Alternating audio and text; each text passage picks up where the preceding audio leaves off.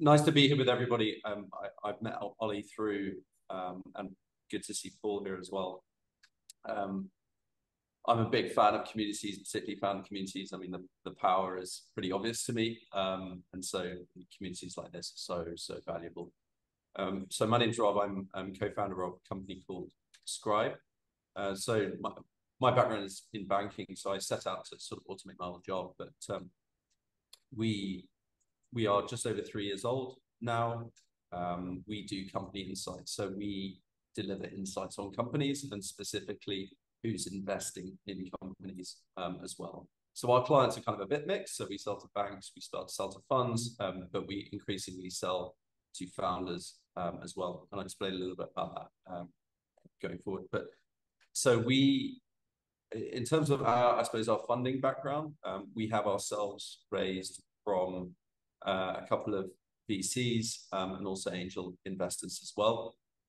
I think happy to kind of answer questions about that experience, but I have to say I found it extremely difficult. I think raising from angel investors is one of the hardest things that you can do. And it's hard not to take things kind of personally when it doesn't quite go the right way.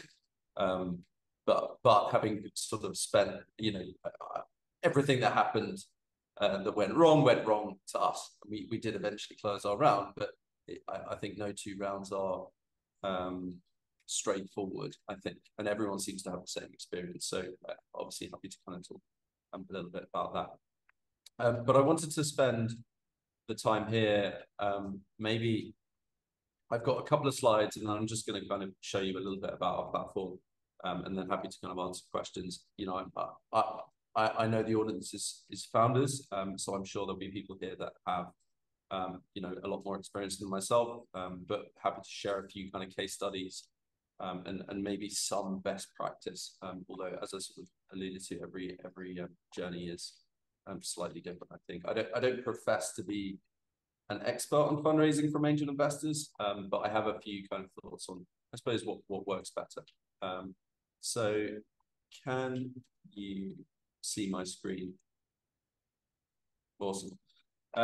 So yeah, this is us. We won't leave it here.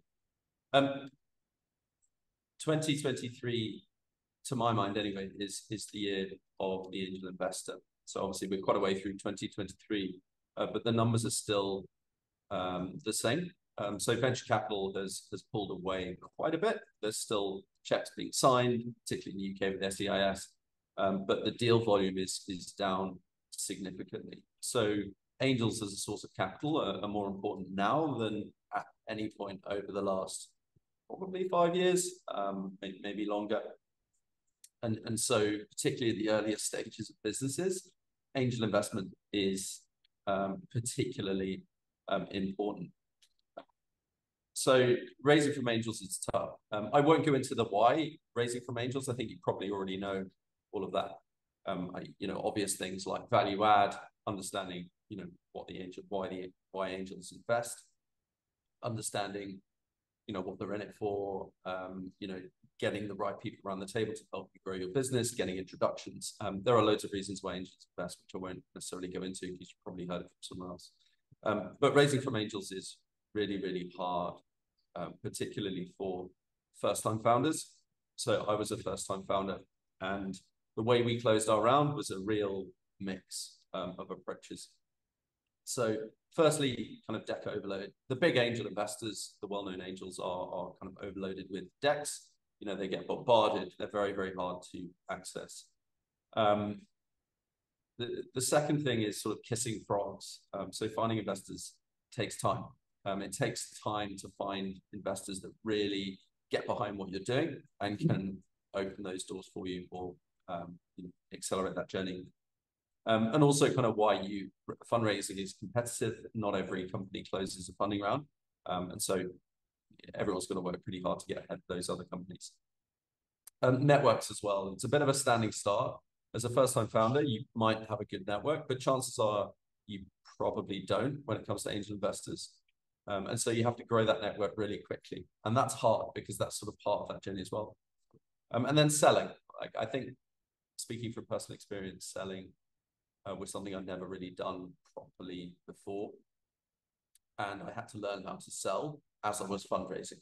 So, and that's true for a lot of founders, I think, unless you've got a background in selling. I think you're also learning how to do outbound, you're learning how to connect with people, you're learning that selling process because you're selling part of your business.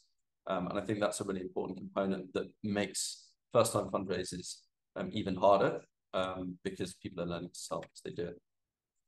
So what do we do? How are we kind of helping founders? So we've effectively, we didn't set out to sell to founders, but it's sort of a happy coincidence of our data set.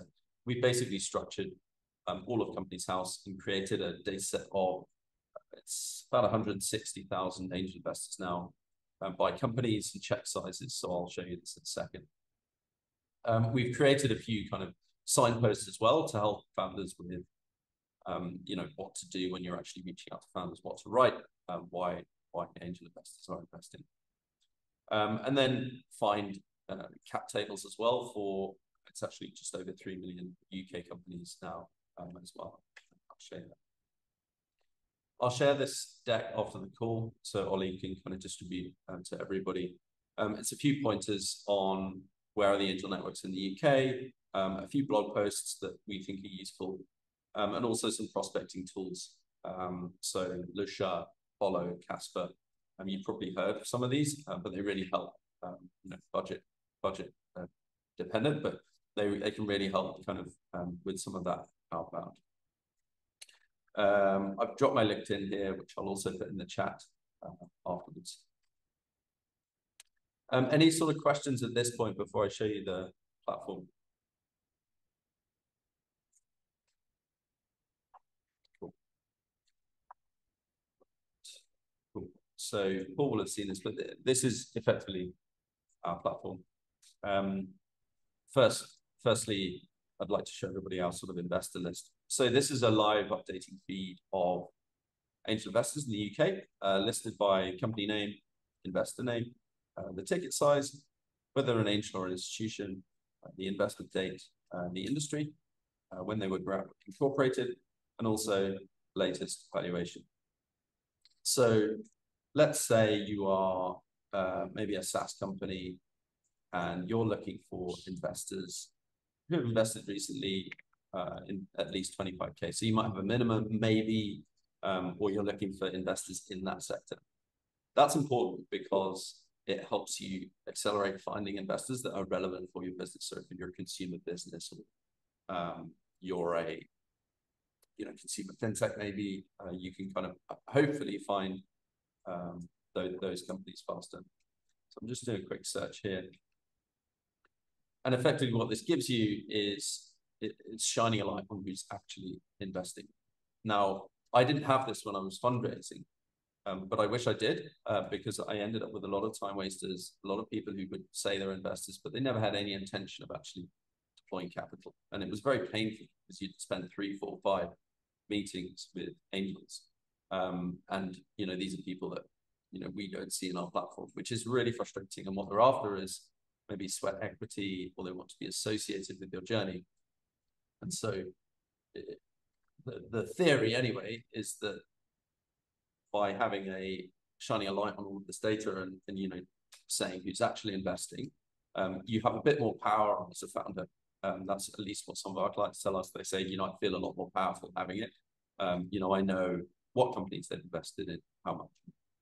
So for example, you might see someone like this guy Anton. So let's say I'm looking at this particular company.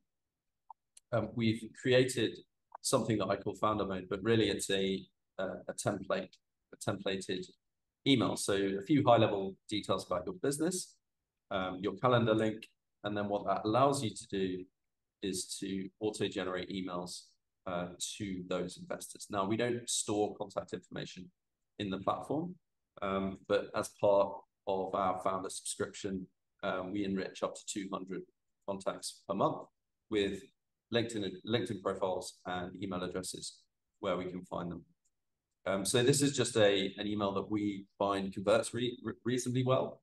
The key point is that you're trying to personalize and say, I saw you invested in this company, and we think our company would be relevant for you. Let's have a chat. Now, obviously, you can tweak that.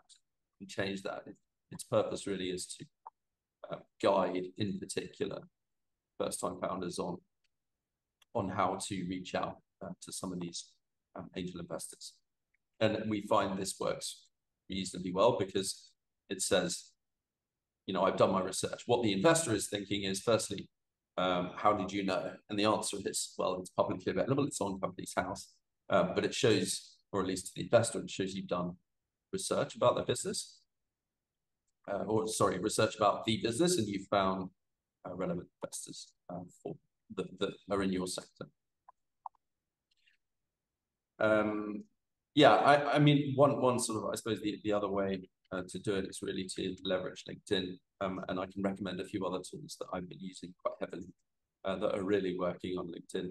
But say, for example, here I can see that Anton invested in Previous Group, and I know he put in personally, check 25K. So I can find him and say, I can connect with him on LinkedIn and say, hi, Anton, I saw you invested in, you know, previously, I don't know this company, but would love to catch up. And I suppose just a quick note on valuation on the right-hand side. Founders often maybe don't know where to pitch their business on the size of the round, and that can be quite difficult.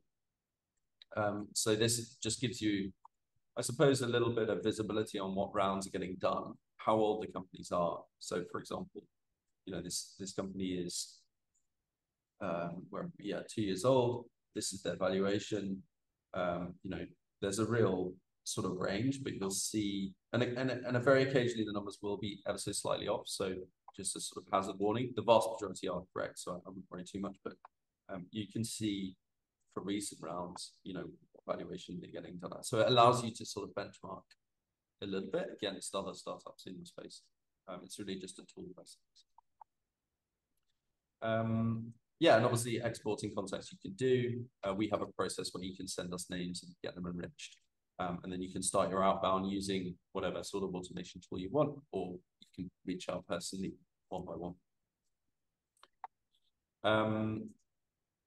The last part I'll show you, and then happy to sort of go into Q&A and again have to talk about our fundraise a little bit, is our wider data set. So if you can't find a specific company in the investor side, we have a much larger set of companies here. So I'm going to take Seed Legals, for example. So presumably most of you know who Seed Legals are. And what you'll see is obviously their latest financials, but importantly, you'll see their cap table, so that who their shareholders are.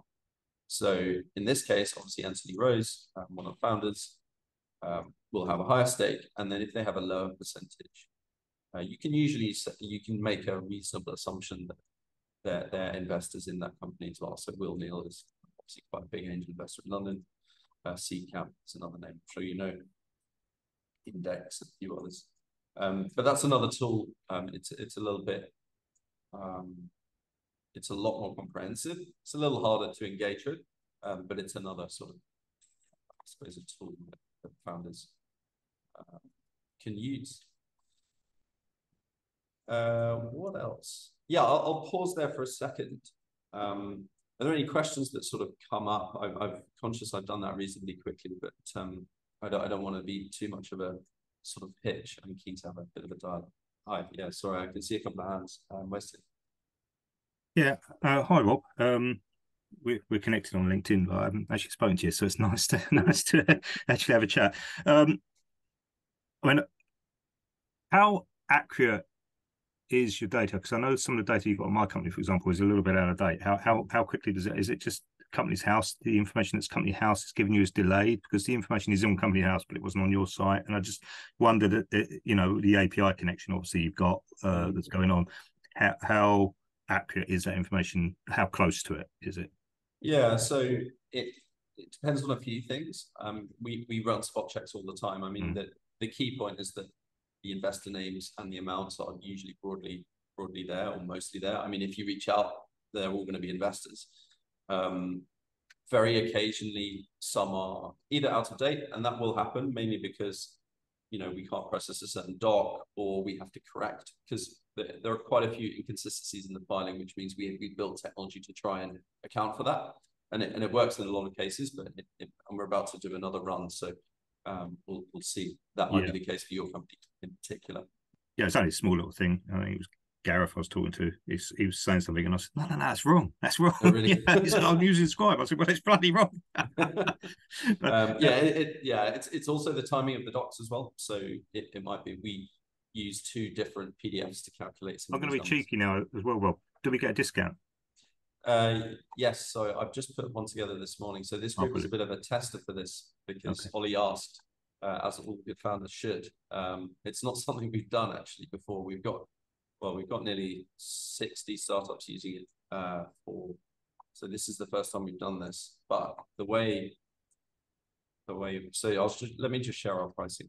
I'm sorry I've taken your thunder there, Ollie. If you were going to say something. So I'll share this with the group, but our standard pricing is £95 plus VAT monthly. Obviously, that includes the contact enrichment as well. And for the group, we've set up a referral scheme. So this will be via Paul, which I think is on here still. So if you use the code Paul20, you'll get £20 off indefinitely. And for each sign up, the referrer gets either £20 off or a cash payment back if they've referred so many that it's above what they've already spent. So yeah, I'll share this after the call as well. So, and I'll put it in the chat. Thank you very much for that. I appreciate it. It's the first time we've done it, so I'm curious to see. To see if it works. You send us the discount code and the discount for startup to stand-up members, Rob, and we'll get that distributed. I think that's a really good point. 2 points from me. One, what success are founders having with Scribe? 2, we had a really good discussion last night at our other Start to Stand Up meeting, and it was evolved around the topic of sort of rogue investors, unethical investors, investors who are maybe taking advantage of the current economic situation and issuing very harsh term sheets. Would you ever consider a feature for Scribe where it's like a trust pilot for investors? So to cover your first question on success stories, so we've been live on this for I think maybe five months, something like this. And so the first founders are starting to get those checks in. So it depends on usage. Of the 60 startups that have been using it, I think we've had maybe 2 refunds so far. And so every founder will get meetings. If you use the platform, you will get meetings and you will get interesting conversations. You have to work at it. It's not easy because it's cold outbound. But yeah, the first founders are starting to get checks now. Obviously, fundraising takes a while. But generally, people have been happy with it. We've got a few success stories that we're putting together. There's some on a sales landing page that you'll see when I send it through. You can sort of see what other founders are saying about the platform. On the second point, I think it's such a good point around rogue investors and sweat for equity and aggressive term sheets. We'd love to put that together. I think Landscape VC is doing a good job with that. I think the danger is, getting lawsuits and stuff from angel investors that are already in bad practice. So it's probably not something we would introduce. But I mean, speaking from personal experience, I think, I can't remember who said it, maybe Gary or somebody else said, if it feels wrong, don't be afraid to say no to that investor. And I think that's absolutely right. You don't want to be tied to these people for years. Genuinely, it sounds, when you need money, it's very tempting to take the money that's on the table. And it does take resilience to say no, or to ask relevant people or reach out. But having seen it with other founders, it will provide a refund, by the way, for anybody that doesn't get meetings. I didn't mention that before, but anyone that doesn't get success with the platform, more than happy to provide a refund. But thanks, Rob. To the point around investors, I think Landscape VC is probably doing the best work in the space around VCs. But thanks, Rob. Gary. Uh, first of all, Rob, I love product and outline and how easy something is to work. Can I say you've done a really good job? Because I think one of the most important things on, and let's face it, and I always say this and it annoys people, but I always say virtually your company is a Google sheet. That's all it is. That's all I always say. Always a nice person. But if you extract that Google sheet really well, which you're doing, then it's really important. I mean, the ease of if you want to get in touch with 100 investors at one time, and I've been there and done that, where you're going on LinkedIn and you're writing the same message and you're doing that, if you can send that out as a multitude and then get one or two people come back to create a meeting, I think it's really cool. And I like the other bit as well, when you went into the individual, the actual companies and showed the actual people who invested, because I used to use Crunchbase quite a lot, the app. They got rid of the app, which is amazing, which has killed me, because you used to be able to see all the fundraising, etc., and they got rid of it now. Crunchbase. Actually, that could be an advantage to go after. Yeah, that's interesting. Well, thank you for the comments. Yeah, because they've actually got rid of it. So that was really good. So straight away, I was looking at it. You said the pricing. What was the pricing? Yeah, it's £95 monthly plus VAT, cancel any time. But for members, there's a referral code linked to Paul, actually. So Paul will get money off. Yeah. So I just wanted a discussion. This is more about your business. And of course, businesses who, when they become successful, actually are detrimental to what they do. Because if I go to you and I pay £95 and I get all my answers within that first month, which I'm obviously going to do, then you lose that company. Have you thought about other ways of retention, of keeping them customers on board? Because that's a question. Yeah, it's a really good question. I mean, there's extremely high churn inherent with our platform. And if I'm being honest, most of our business really comes from funds and bigger organizations. But as a founder myself, it felt like we had to have something for founders because we had all this data. So it came on top of that, really. But you're right. I mean, things like lead generation companies that are relevant for the company. If you're a B2B business, that might be something.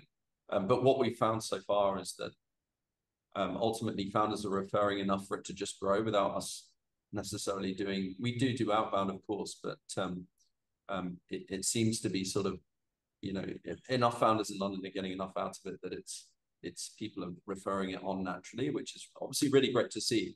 We are adding a few more features and complexity around some of the data so that we go back further and a few things like this, which will make it even more valuable. But your question's absolutely true. There's churn inherent in the model for sure. Yeah. And the other question was the reverse of it is, if I'm searching that information, can you let them people know that these people are looking for that information? Are you doing that in reverse? Like as if to say, these companies are looking for 50 grand and that's your target. Are you doing the investor side as well? We've not looked at it. I mean, there are obviously many organizations that are building some kind of investor marketplace. And so our business is inside the data. I think the marketplace is interesting, but ultimately it selects for the angels that maybe have different motives, or it doesn't select investors in the right way because investors like to be very private. And so that's just my observation from using a few of these matching platforms. And so it's not something I really that I think is best for founders, but never say never. Maybe there's a point. What could work is potentially having some kind of anonymous flow back to the investors. It would have to be kind of anonymous, I think, but it's a really good point. Cheers, Rob. Thanks, Rob. Sam. Yeah, I have a meeting at 10, so I'll try and keep this very brief, which is just a question on how you extract your data, because when you do allotments, you don't have to declare who your shareholders are. You just need to declare that you've got a record of them somewhere. So does this mean you've got a percentage of your companies where there have been investments? You're basically just you're using AI to do visual scans of SHO1 returns, see those investors, and then backfill. But presumably that's only for the companies where they've declared that information. Would that be correct? It's a good point. I mean, you can always avoid publicizing who your investors are by using SPV services like Odin or something like that. So we're not going to have facts in every company. But I would say the majority declare their shareholders, and I'm pretty sure I thought you had to declare who your shareholders were on the confirmation statement. There are ways around it, but the SHO2, so we use the SHO1 forms of the confirmation statements. We get all of this data to talk to one another. And we use a mix of things, computer vision. We have a really complicated ledger system that sits behind it. We're starting with our next release. I mean, this is a bit more esoteric, but like with our next release, we're going to be using, a different text language-based way of doing it, because it's often, there's different, some of the data is better clean, and it's quite a horribly complicated thing to do, if I'm really honest. But yeah, we use kind of a few different technologies for it. Does that answer your question? Yeah, no, I think so. I'm curious about that, because I was under the impression that you didn't have to even use an SPV, that basically as long as you had to declare your kind of persons of special interest and things like, if you've got more than 25%, but the minority shareholders, I didn't think you had to declare as a matter of law. So you do, and so that's in the confirmation statement within Companies House. So I think you're referring to the persons of significant control, which would be certain shareholders above us, and that's within the even API. on the confirmation statement, there's details, but I know I've seen companies where they just don't fill that out, because they keep that record off on their book separately, and that's, as I understood it, that's fine. But maybe that's not the case. It may be, but usually when the confirmation statement is empty, it's just restating from previous years. So it's just saying there were no changes, and so it will be contained within a doc that was maybe 4 years ago. And so we use that information. Okay. So we go back through. But yeah, we're Thanks very much. In terms of like ongoing coverage, we'll be close to covering 90%, probably higher, of each company that's raising every day. So it's happening in the background. It's updating now. It never stops. That's helpful. I've got to go now because I've got 10 a.m. But thank you very much. Nice to meet you, Sam. Thanks for joining. Thanks, Sam. Thanks, Rob. Wesley. Yeah, two things. One point, Gary just raised about possibility of highlighting companies. Look, I was just thinking there, Rob, maybe if you could put some sort of like flag system or something on companies that are existing that are raising money. So it doesn't actually do anything, because I know you've got two. From what I can see here, you've got two sets of income coming in. You've got people looking to like us, looking to find out who the investors are. But you've probably already got another clientele, which is your investors that are using your platform to look at companies. Right. So assuming that, so I'm just wondering if there's a flag opportunity somewhere where someone can claim a company and then put a flag to say this company is actually raising at the moment. Just an idea. That was just a thought pattern as Gary was speaking, because he comes up with good ideas. The next thing was, are you going to roll this out to the US or EU? Have you got any bigger, wider plans? Because clearly, to me, you've got a really lot of good information compared to like Crunchbase that's always, suspect as what you find on it. So I just think you have a massive opportunity here. Yeah, I mean, thank you. I mean, in terms of the flag we're raising, it's a really good point. I mean, as a founder, I've struggled to keep up with the various platforms I've ended up putting our company on, and therefore keeping them up to date is annoying. But one thing we have done for all of our clients is we sent out a newsletter to every angel network in the UK saying these companies are fundraising. So that's one thing that we could potentially develop a little bit more, which is similar. But yeah, it's a really good point, and not one we've explored. In terms of so interesting, a large proportion of angel investors, at least in SaaS, I think one of our clients did the numbers, and it's about 30% are US-based angel investors, but they're UK companies. Now, the data availability simply isn't there in the US. They don't have the level of disclosure. But countries like Germany, France, Northern Europe, to a lesser extent, Spain and Italy, they're on our roadmap. So France and Germany are next. So yeah, we will get there. I think US is interesting for other reasons. It's a much bigger market, of course, but in terms of their disclosure levels, they're not close to Europe. Like the UK really leads. I would say, straight up, Rob, France is a really interesting market at the moment. There's a lot of money flowing, a lot of business angel money floating around, and just a lot of activity. So yeah, you can take the mainstream media, which is getting it all wrong, but I've been talking to a lot of people, a lot of entrepreneurs, and a lot of investment groups that are over in France, and they're just saying it's flowing. I think there's truth to that, for sure. Okay, thank you. Yeah. Thanks, Wesley. Back to you, Rob. Is there anything else you want to share with us this morning? I think that was everything. I mean, yeah, obviously happy to sort of spend some time on our raise and sort of how we reached out to angels. If that would be kind of useful to people, if that would be helpful. Yeah. Yes. Cool. Yeah. So, I mean, in terms of finding angels, and if I think about our process, we set out and said, because initially we were selling to banks, we were targeting banks. The goal was, why do you need angels? And in our case, it was to firstly add credibility to our round and say, look at all these great people within finance who believe in what we're doing. And secondly, to unlock doors, so open doors within the industry. This is a really hard nut to crack and possibly difficult to sell to. So those were kind of the two reasons why we wanted angel investors on our cap table. And so all of our sort of thinking was really around that, but in reality, it ended up being a bit more scattered. So we've got, I think, 8 or 9 angels on our cap table, something like this. And so, one of them is very senior at a bank where I used to work. So that is someone I know, not well, but we work together. And that initial check did help us to sort of create a little bit of momentum in the round.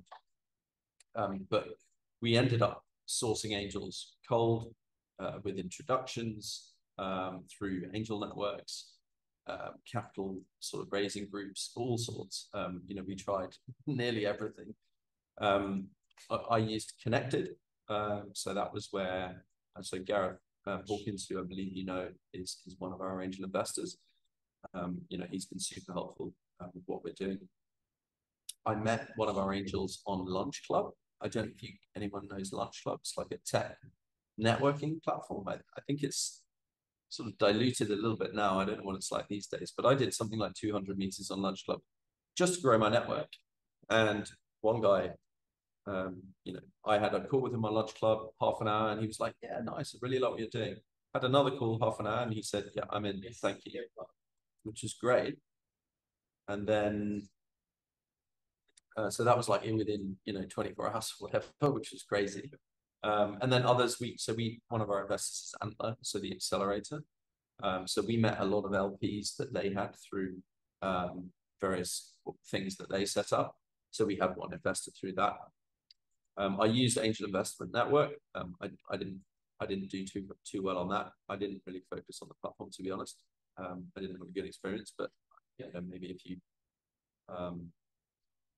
sort of work at it, potentially you find relevant investors. Actually, one of our major competitors downloaded my investment memo from Angel Investment Network. So that left a little sour taste, but my fault for putting it up. What else? Through connections, through asking, it was, and we did some cold outbound as well, which converted. It was low conversion, but you do have interesting conversations, because if someone's interested in the business, they'll just say, yeah, okay, I'm up for a call. So yeah, and I suppose since then they've been really helpful. They've introduced us to clients. They've not been disruptive. They've been really helpful. So I think the value has definitely sort of been proven out. But I mean, in terms of timeline, it took us over 12 months. I had one investor with a 70K check turn around and say he was no longer investing because he'd come across a competitor. Great, cheers. That's always helpful when you're trying to build around. It took a lot longer than we wanted it to, and I think most funding rounds do. But yeah, I don't know if anyone had any sort of questions about it in particular. Ollie, sorry, you're on. Any questions for Rob whilst he's here with us this morning? Gareth Hawkins is our normal host on a Wednesday. He couldn't make it today, but Stacey did a wonderful job of standing in for Gareth. I understand that you've just moved to the biscuit factory in Birmingham. which was about 300 yards away from the business that I sold back in 2018. Brilliant area, a good tech space, lots of things going on there, good ecosystem. And the biscuit factory, funny enough, is also always had a history with tech. It was where, I don't want to be quoted on this, but it was where the original Pete Freem's factory placed the largest digital clock back in the late 60s, early 70s. So you've picked well there, Rob. Oh, really? That's interesting. They took it down a few years ago. It was on directly next to the railway line.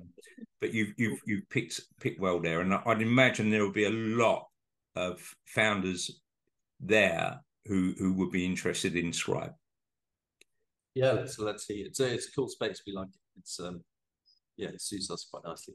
A lot of space. So if you send us today's slides with the discount code, we'll get that distributed and sent out to our community. And that'd be really, really good. You're going to get a lot of love and big ups today on LinkedIn from our community. That is that's something we do every time. But I think what you've done today is lifted the lid, and it's always good to speak to other founders who have done raises and everything else. And I think all the best with Scribe, Rob. Yeah, thank you, and nice to meet you all. And if I can help with anything, introductions, or if you see someone in my network, I'm more than happy to. Well, you're welcome to join us any week. Go ahead, Paul. Sorry. I just want to say, because obviously I've started using your service, and one of the problems I was having right at the very beginning, until Gareth pointed me your direction, was how the hell do I even find investors? I was just constantly going around in circles, not getting anywhere. And what your service has given me, obviously I did a load of stuff in August, a lot of people away, but I've had like sort of 6 meetings from them. They've all asked to be kept in contact. Not giving me a direct yes, but they've not said go away. So I've got to keep that thing doing. But what it's also given me, bizarrely, is a bit more confidence. Not that I sort of lack any confidence, but because I was sort of not being able to understand how to even start talking to people, it started me like, I'm emailing people now and I'm getting stuff out. And what it did create for me was a sort of a rolling stone gathers some moss. It's got me moving, so it's opening up other avenues. It's making me do it, because I just couldn't see the wood for the trees, and I just don't know why. It was just there was something blocking me, and I just couldn't get going, and that's helped me get on the way. So fingers crossed it'll keep going. But I thought I'd just like to add that. Yeah, thanks, Paul. It's great to hear you got so many kind of meetings and conversations from it. That's great.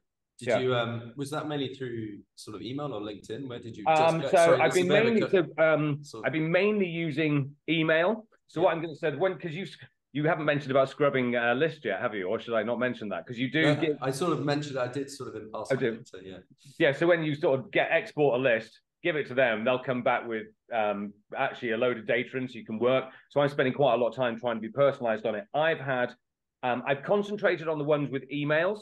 I'm then going to sort of move back down the list and then go back into the people on LinkedIn. I'm trying to just email it rather than, I'm trying to stick on email for now, so I don't lose where I am and who's doing what. And then I'll go back and do a group through all the LinkedIn ones, because you've given me 2 different ones. If I try and do both at once, I often get lost in where I am. But if I've got an email and a LinkedIn, I'm connecting on LinkedIn, but then referring them back to my email. But if I haven't got an email, I'm saving that lot for later, if that makes sense. The other thing I hadn't picked up about using your service, I hadn't picked up about this wider data and going in and finding the cap tables. So that was very useful for me today. But yeah, basically for me, it's enabled me to get some content, and just like I can find people, and it has just helped switch my mindset, which I think is vital for anyone on this kind of journey. Yeah, interesting. No, that's really helpful to hear.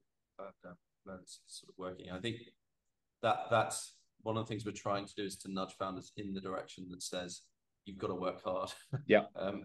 It's just because we can all play in product, and we can all do that. But what's hard is getting out there and pushing. And I'm sure Ollie and Gary. But it's enabled me to start forming a habit, because I didn't even know how to, how do I find these people? Now I know how I can find these people. I have to spend at least a day a week doing something with everything else. But like, it's that habit forming within my work schedule right, well, I know how to do this now. I can keep doing this. Just make that time every week. It will be slow. You know, it's never easy. I mean, it really is it's a full-time job.